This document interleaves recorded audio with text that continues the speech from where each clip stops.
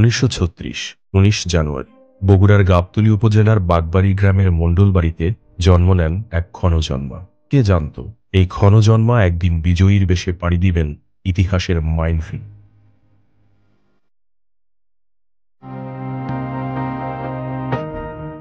এই গ্রামের মাটির ঘ্রাণে ভেজা শৈশব তাকে দিয়েছিল ইস্পাতের মতো দৃঢ়তা, আকাশের মতো বিশাল স্বপ্ন। জিয়ার শৈশবের কিছুটা কেটেছিল কলকাতার হেয়ার স্কুলে। এরপর দ্বিতীয় বিশ্বযুদ্ধ শুরু হলে অল্প সময়ের জন্য ফিরে আসলেন নিজ গ্রামে এবং ভর্তি হলেন গ্রামের স্কুলে। পরবর্তীতে বাবার চাকরির সুবাদে করাচির একাডেমি স্কুল থেকে মাধ্যমিক পাশ করলেন। 1947 সালের দেশভাগের পর দেশ বদলালেও জিয়া পরিতৃপ্ত ছিলেন না। ওই বয়সী চোখে দেখা ছোট ছোট বঞ্চনাগুলো তার মনে গভীর রেখাপাত করে। 1953 সালে সামরিক অফিসার চাচার অনুপ্রেরণায় জিয়া ভর্তি হলেন করাচি ডিজে কলেজে। তখনও কেউ জানত না এই স্বাধীন চেতা তরুণ দিশেহারা জাতিকে পথ দেখাবে। তার অভূতপূর্ব সততা ও মেধা দিয়ে ভেঙে পড়া রাষ্ট্র ব্যবস্থাকে নেতৃত্ব ও শৃঙ্খলার মাধ্যমে স্বনির্ভরতার দিকে এগিয়ে নেবে।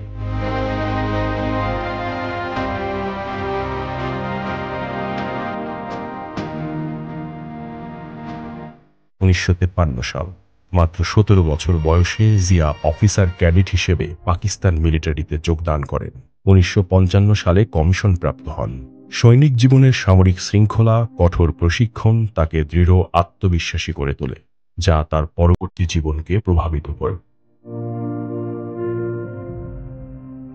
সেপ্টেম্বর 1965 খেমকারানের মাটিতে গর্জে ওঠে যুদ্ধের দামন। লাহোরের পথে এগিয়ে আসে ইন্ডিয়ান বাহিনী। তাদের অগ্রযাত্রা রুদ্ধ করতে পাল্টা প্রতিরোধের পাহাড় গড়ে তোলে ইস্ট বেঙ্গল রেজিমেন্টের আলফা কোম্পানি। ইন্ডিয়ান বাহিনীর আকস্মিক ট্যাঙ্ক আক্রমণকে ছিন্ন ভিন্ন করে পশ্চাদপদ হতে বাধ্য করে জিয়ার আগ্রাসী সমর কৌশল। এই লড়াইয়ে বিরচিত ভূমিকায় প্রতিপক্ষকে রুখে দিয়েছিল জিয়ার অধীনস্থ সৈন্যবাহিনী। যুদ্ধে অসাধারণ বীরত্বের জন্য তিনি অর্জন করেন হিলালি জুরাত সম্মাননা। এই অসামান্য লড়াইয়ের পর জাতি হিসেবে এই মাটির সন্তানেরা অনুধাবন করে তারাও লড়াই করতে পারে, যুদ্ধ জিততে পারে। যুদ্ধ জিতে খেতাব অর্জন করে বিভিন্ন গুরুত্বপূর্ণ দায়িত্ব পালন করেন জিয়া। তবে পূর্বের মানুষের প্রতি পশ্চিমাদের বিমাতা সুলভ আচরণ তাকে সংক্ষুব্ধ করে তোলে। দেশভাগের পর থেকে রাজনৈতিক ও অর্থনৈতিক বঞ্চনার সূত্রপাত ঘটায় পশ্চিম পাকিস্তানের নেতারা। তা থেকে পরিত্রাণ পেতে বারবার রক্ত ঝরাতে হয় পূর্ব পাকিস্তানের মানুষদের। মুক্তির জন্য আলোচনার পথ ক্রমেই রুদ্ধ হয়ে আসে। তবুও ক্ষমতার লালসায় ষড়যন্ত্রমূলক আলোচনায় সময় ক্ষেপণ করে পূর্ব বাংলা ও পাকিস্তানের হর্তাকর্তারা। নেতারা যখন সমঝোতার সংলাপে ব্যতিব্যস্ত, তখন চূড়ান্ত সামরিক আঘাতের ছক সাজিয়ে বাস্তবায়নের পথে এগিয়ে যায় সামরিক জান্তারা। অপারেশন সার্চলাইটের প্রাক্কালে আলোচনারত কথিত অবিসাংবাদিত রাজনৈতিক নেতা নিজেকে সমর্পণ করেন পাকিস্তানিদের জিম্মায়। পূর্ব পাকিস্তানের বুদ্ধিজীবী ও সামরিক কর্তাদের গোপন সতর্কতা সত্ত্বেও নেতারা লড়াই এড়াতে গ্রেপ্তার হওয়ার নিরাপদ পথ বেছে নেন। ফলে রাজনৈতিকভাবে নেতৃত্ব শূন্য হয়ে পড়ে সমগ্র জাতি। নিরস্ত্র জনতার উপর সশস্ত্র সামরিক হামলা শুরু করে পাকিস্তানি হানাদার বাহিনী, যা রূপ নেয় ইতিহাসের এক জঘন্যতম গণহত্যায়। চরম অনিশ্চিত অসহায়ত্বে পর্যদুস্ত হয় গোটা জাতি।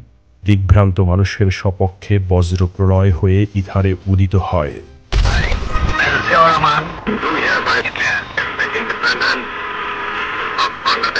সমুচিত জবাব প্রদানের সাহস হারালেন দায়িত্বপ্রাপ্ত নেতারা। স্বেচ্ছায় আত্মসমর্পণ করে এক দুর্ভেদ্য রাজনৈতিক শূন্যতা সৃষ্টি করে স্বাধীনতার লড়াইকে কঠিন করলেন।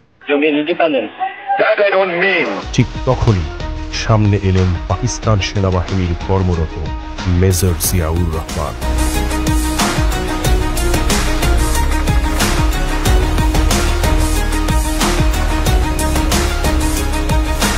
তিনি জানতেন পৃথিবীর সব সামরিক বাহিনীতে বিদ্রোহের শাস্তি মৃত্যুদণ্ড। মৃত্যুদণ্ডের শাস্তি মাথায় নিয়ে জনতার কাতারে এসে স্বাধীন বাংলাদেশের ঘোষণা দিয়ে বসলেন মেজর জিয়াউর রহমান। শত্রুর মুখোমুখি হয়ে তিনি বললেন, উই রিভোল্ট।